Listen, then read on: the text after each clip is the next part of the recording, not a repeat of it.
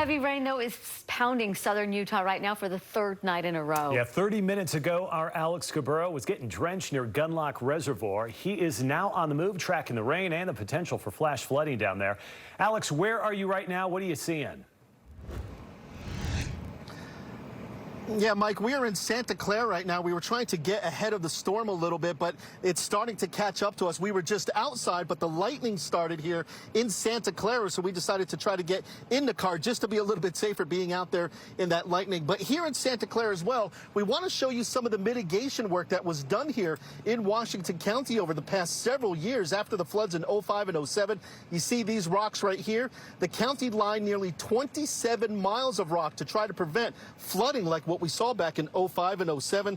County spending nearly $70 million total with those two floods to try and shore up the riverbank and the rocks. And let me show you why that work was worth it and why it's important. Let's roll some video here of what it looked like in Gunlock maybe about an hour ago as we were coming through town. There was water all across the road that goes into Gunlock. We saw some rocks that were in the road coming down from the mountain. When that water came through, it was just landing on the mountain, bringing down mud, bringing down rocks. Cars were going through it.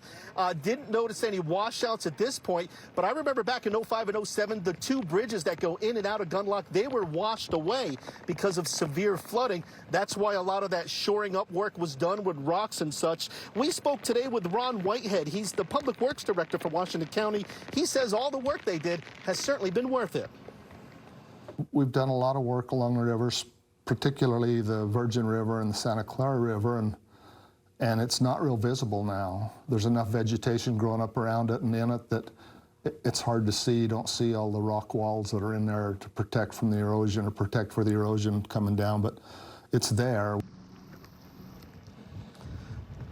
Last night, we saw a lot of water coming down roads in St. George from that storm last night, and although it was a whole lot of water, there were no major incidents. The water just went down the sides of the streets and into the rain gutters. We will be following the storms here this evening in St. George in southern Utah as well, as the third day in a row of rain is coming this way. But again, everybody feels comfortable with how mitigation efforts have been set up to try to keep the water going into the channels, into the canals, into the streams and rivers, and try and keep it out of neighborhoods.